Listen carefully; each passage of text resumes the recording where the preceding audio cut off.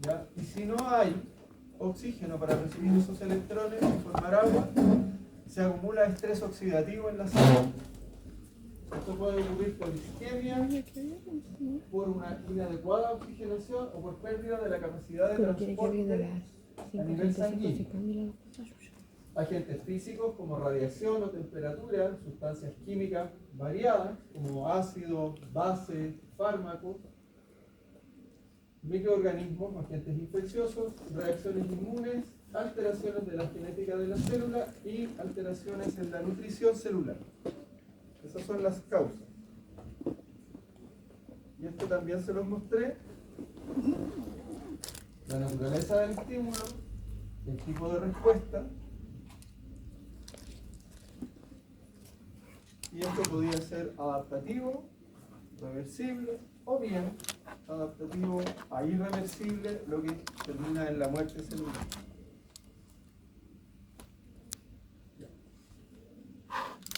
Esto es nuevo. Adaptaciones del crecimiento y la diferenciación celular. En general, se asume que estos cambios son de naturaleza reversible, pero en la práctica a veces no lo son. Tamaño, número, aspecto, que es fenotipo, actividad metabólica o funciones específicas de la célula. Esos cambios, que puede ser un cambio, puede ser solamente un cambio de tamaño, pueden ser dos cambios, puede ser un cambio de tamaño y un cambio de número, o puede ser un cambio de tamaño y un cambio de aspecto, o bien pueden no haber cambios morfológicos, pero sí cambios en la actividad. Siempre van a ocurrir en respuesta a un cambio del ambiente. El ambiente cambia y genera un estrés en la célula y la célula responde a ese estrés. ¿Ya? Morfológicamente, nosotros vamos a poder identificar 4 cambios adaptativos. La hipertrofia, que se define como un aumento en el tamaño celular. La hiperplasia, que es un aumento en el número celular. La atrofia, que es una disminución en el tamaño, y también podemos hablar de atrofia a nivel de célula, pero también a nivel de órgano. Y cuando hablamos a nivel de órgano, el órgano atrófico también disminuye su tamaño. Y la metaplasia, que es un cambio histológico. Por ejemplo, un epitelio cilíndrico se transforma en un epitelio plano. Eso es un cambio, eso es una metaplasia. Entonces vamos a ir viendo uno por uno. Primero, hipertrofia. Aumento del tamaño celular, y esto generalmente se asocia a otro nivel, a otra escala, en un aumento del tamaño del órgano. Generalmente la hipertrofia es una respuesta a el incremento de la carga de trabajo. Una demanda aumentada. Por ejemplo, respuesta a tensión mecánica. Y el ejemplo clásico es músculo estriado. ¿Ya? Hipertrofia muscular por sobrecarga muscular, lo que genera un aumento de cada fibra muscular, y esas fibras, todas en conjunto, se van a ver como un aumento en la masa muscular. ¿Ya? Eso es lo que ocurre en el caso de una persona que realiza un ejercicio muscular y el músculo aumenta de tamaño. ¿Ya? Esta respuesta a la demanda aumentada suele darse en tejidos que no tienen capacidad de división celular. Ejemplo clásico, el músculo. ¿Ya? Como la respuesta a la sobrecarga no puede darse por aumentar el número de células, se da aumentando el tamaño celular.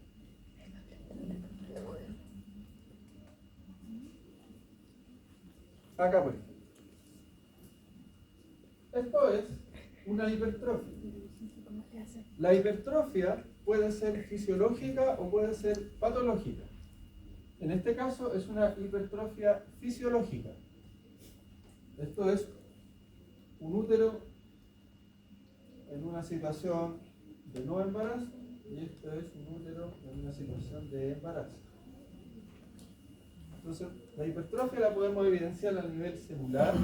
Aquí, ahí están las células musculares, en este caso es músculo liso, uterino, y acá están las células del músculo uterino en un embarazo. Y tiene correlato a nivel del órgano. Entonces, la hipertrofia a nivel celular, a nivel de órgano, puede ser fisiológica, puede ser patológica. ¿Ya? Yo les había hablado de este ejemplo. Hay un requerimiento, en este caso el requerimiento es hormonal. Hay una mayor cantidad de hormonas que actúan sobre este músculo y demandan una respuesta. Y para poder responder a esa demanda, las células crecen y en conjunto el órgano crece.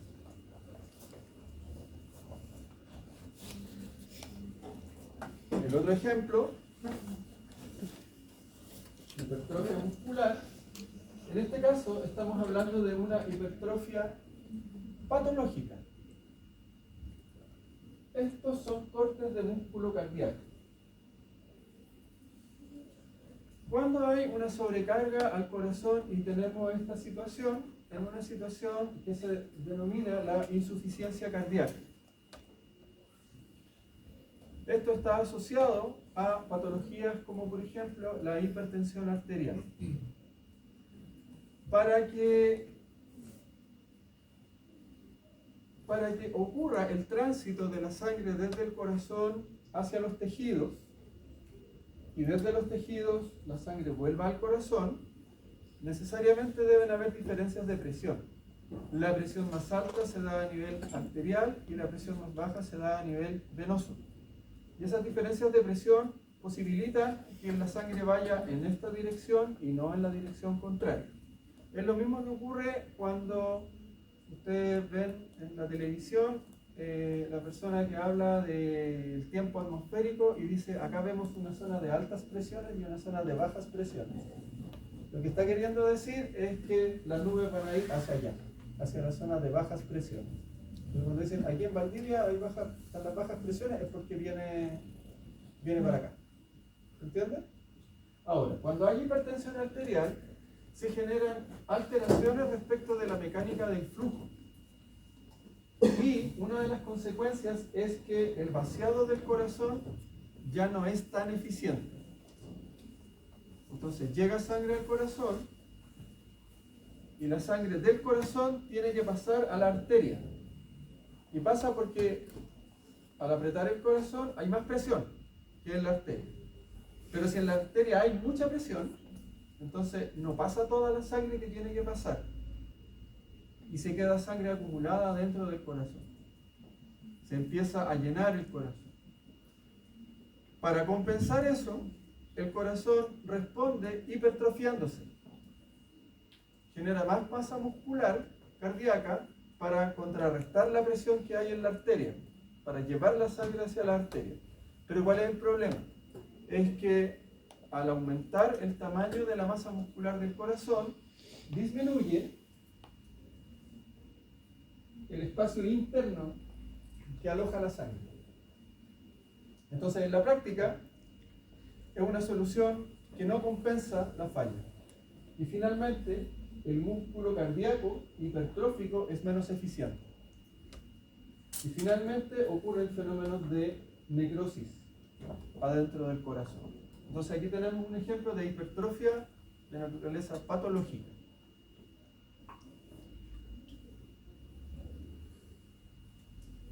Los mecanismos que llevan a la hipertrofia son distintos. Puede ser, por ejemplo, una sobrecarga mecánica. Y la sobrecarga mecánica es detectada a nivel de receptores de superficie de la célula, que son las integrinas. Estas integrinas están ancladas, están conectadas físicamente a la matriz extracelular. Y las tensiones son captadas por estos receptores y son transmitidas hacia el interior de la célula. Otro ejemplo. Señalización, que pueden ser hormonas o pueden ser factores de crecimiento, que estimulan una respuesta al interior de la célula. Si se fijan, estos tres ejemplos confluyen en vías de transducción de señales. Y estas vías de transducción de señales generan respuestas, como por ejemplo aumentar la cantidad de proteínas contráctiles, si estamos hablando de mejorar el rendimiento mecánico. Se altera la inducción de genes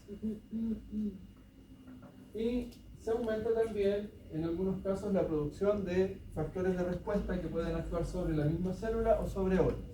Entonces, no hay una única vía molecular para explicar la respuesta hipertrófica.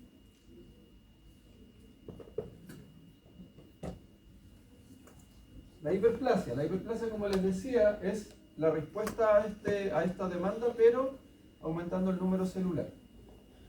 ¿Ya? Por lo tanto, uno asume que en estos tejidos sí hay capacidad de división y o también hay células precursoras. No todos los tejidos tienen esa posibilidad.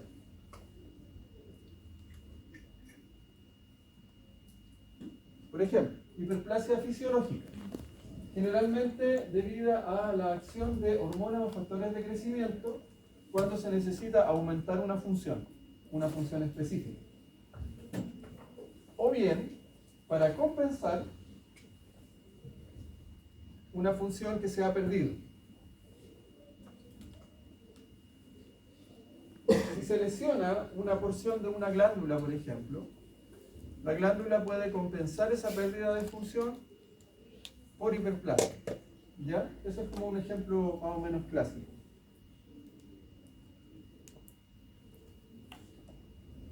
Este es el ejemplo que yo les mencionaba en la clase anterior de la respuesta hiperplásica fisiológica en el caso de la lactancia. Esto es una histología de una glándula mamaria en una situación normal o de no embarazo.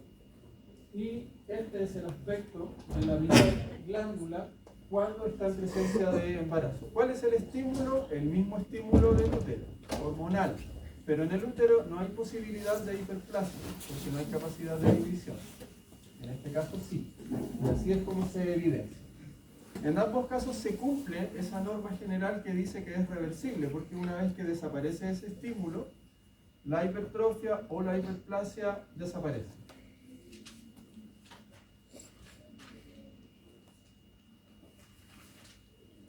Pero también podemos tener ejemplos de hiperplasia de naturaleza patológica. Casos típicos, patología endocrina. Sobreproducción de alguna hormona que tiene como blanco una glándula específica, y esa glándula específica a esa sobreproducción de hormona estimulante responde con una hiperplasia. ¿Qué cosa puede causar una sobreproducción de una hormona? Cosas como, por ejemplo, un mayor crecimiento de la glándula o una neoplasia benigna, que también genera mayor cantidad de hormona.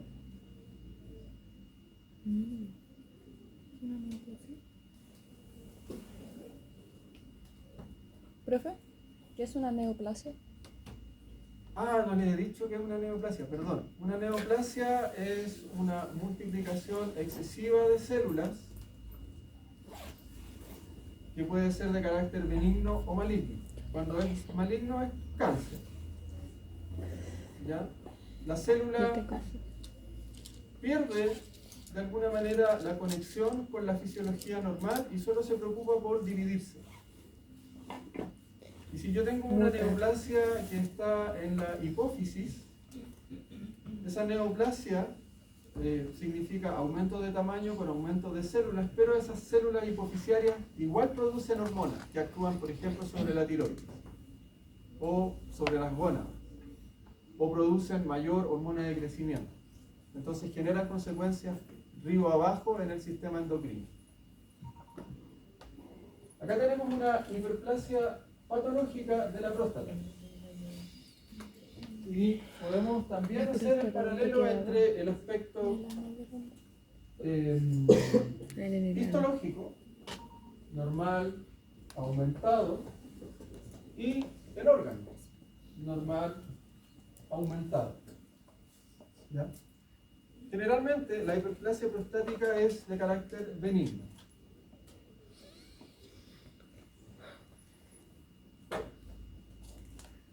Luego tenemos la atrofia, que es la disminución en el tamaño celular y también en el tamaño del órgano, por desuso o por disminución del estímulo o disminución de los nutrientes. ¿Ya? Como disminuye el estímulo, disminuye la tasa metabólica dentro de la célula y por lo tanto disminuye la construcción de los componentes celulares.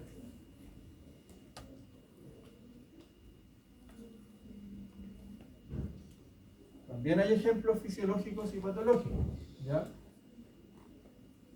Yo les mencioné el conducto tirogloso, ¿no? Cuando vimos la formación de la lengua. Los 4 arcos participaban en la formación de la lengua y hacia arriba y hacia adelante se formaba la lengua. No recuerdo si les mencioné que hacia arriba y hacia adelante se forma la lengua, pero también hacia abajo evoluciona un conducto que va a conectar con la tiroides en formación. Y en el embrión y en el feto hay un conducto que se llama conducto tirogloso. Luego ese conducto tirogloso se atrofia y en condiciones normales desaparece. En condiciones patológicas el conducto tirogloso puede permanecer y puede ser fuente de patologías como por ejemplo quistes. ¿Ya? Ese quiste lo vemos en tercero. ¿Ya? La notoporda también. ¿Ya? También atrofia del útero luego del parto. Esa es otra atrofia fisiológica. ¿Ya? Patológica. Por ejemplo, pérdida de inervación.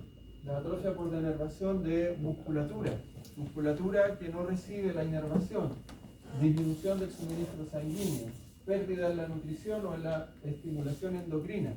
Una patología endocrina de hipotiroidismo, hipoadrenalismo, etcétera, etcétera. ¿Ya? Y también puede haber atrofia por presión mecánica que genera isquemia y por lo tanto también genera un déficit de nutrientes, un déficit de aporte sanguíneo a la célula y finalmente al órgano.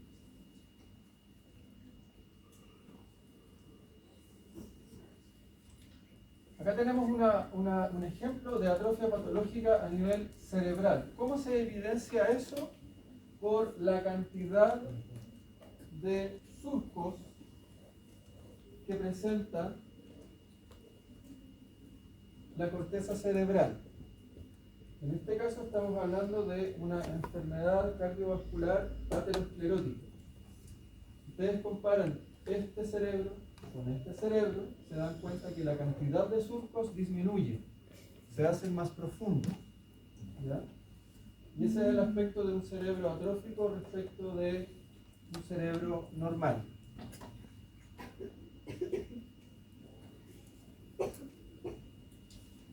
Otro ejemplo, en este caso odontológico. Corte histológico de glándula submaxilar o submandibular normal, y este es el corte histológico en una patología conocida como la cialadenitis. ¿Dónde están los vacinos acá? Casi no están. Se reducen e incluso desaparecen. Y eso ustedes lo van a evidenciar, por ejemplo, en una ecografía, donde pueden ver una glándula atrófica, es una glándula más pequeña.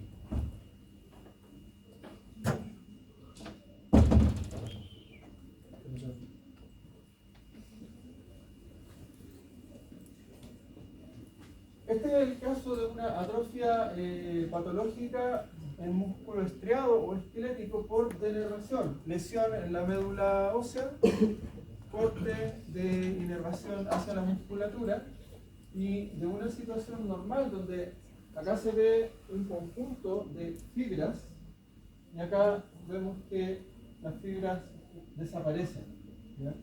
Desaparecen en su número, ¿ya?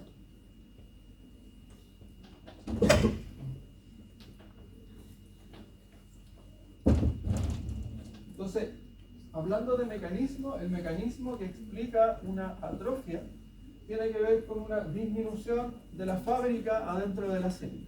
¿Cuál es la fábrica dentro de la célula? El eje transcripción, traducción, síntesis de proteínas, síntesis de los componentes celulares, volumen, y para que eso ocurra tenemos que tener organelos. Entonces, en una célula atrófica vemos disminución de los componentes, vemos disminución de la cantidad de los organelos intracelulares. Y también, eventualmente, podemos evidenciar degradación de componentes celulares. ¿Ya? Hay una vía que probablemente la vieron en biología, que era la vía ubiquitina proteasoma o proteosoma, que marca las proteínas celulares y las destina a la degradación. También se puede ver otro fenómeno que se denomina la autofagia. Y en la autofagia aparecen vacuolas llenas de enzimas que se fusionan a otros organelos celulares para degradar sus componentes.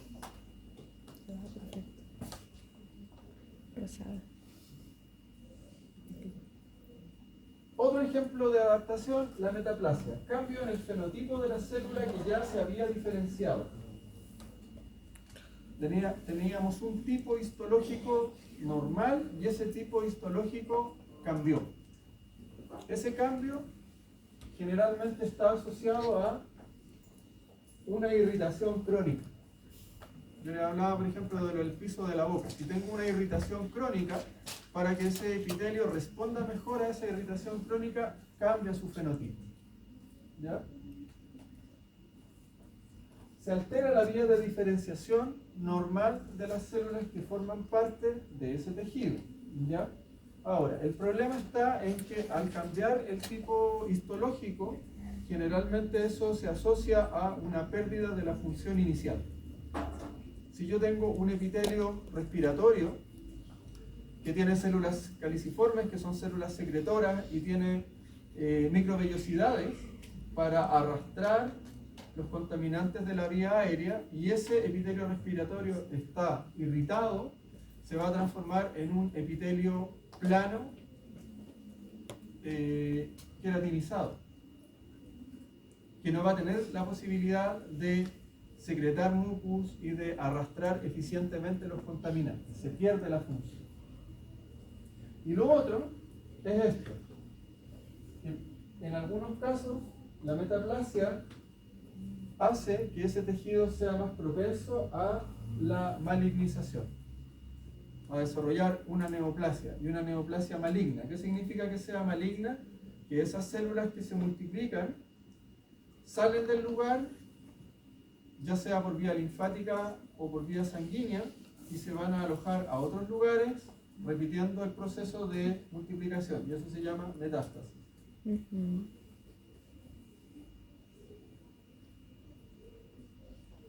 Aquí tenemos epitelio respiratorio, epitelio cilíndrico, metaplasia escamosa. Y aquí está el corte histológico. Epitelio cilíndrico, ciliado, epitelio plano, pluriestratificado.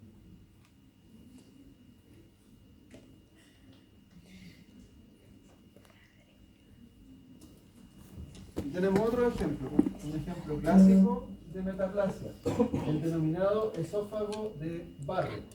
¿Cuál es el aspecto normal de la mucosa esofágica? Un epitelio plano, pluriestratificado. Esto que está aquí es un acúmulo de células linfoides, eso es normal, ¿ya? Cumple la misma función que, ¿se acuerdan cuando vimos las amígdalas que tenían una función de detección de agentes externos? Ahí hay células secretoras de mucus, y en un esófago metaplásico, en el esófago de Barrett, lo que se aprecia acá son estas estructuras, estas invaginaciones del epitelio esofágico, que son muy similares a las invaginaciones que están presentes en la mucosa gástrica. Y además, en el fondo de estas invaginaciones se produce liberación de ácido clorhídrico. Entonces, en el esófago de Barrett hay epitelio gástrico en un lugar donde no lo debe haber. Y como hay liberación de ácido clorhídrico en el esófago, el paciente generalmente va a relatar molestias porque ese ácido a nivel esofágico va a causar daño, va a causar dolor, irritación, dolor en el pecho, puede causar ulceraciones y es un ejemplo clásico de metaplasia que antecede al desarrollo de cáncer, en este caso cáncer esofágico.